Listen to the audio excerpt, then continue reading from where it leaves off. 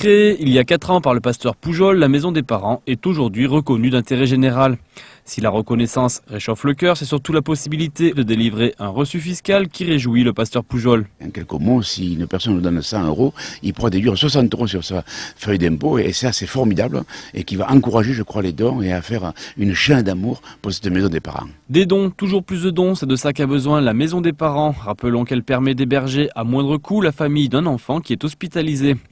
Comme par exemple pour la famille Espi, originaire de la Drôme, dont l'enfant prématuré est accueilli au service néonat de Carrémo. Heureusement qu'il y a la maison des parents pour être accueillis et pour être un peu soutenu aussi, parce que ça tient en sécurité que sa maman peut garder sa petite fille ici, que ça serait dans un hôtel où on ne pourrait pas. D'ailleurs, on peut se faire à manger, on a toutes les commodités qu'on peut avoir dans une maison.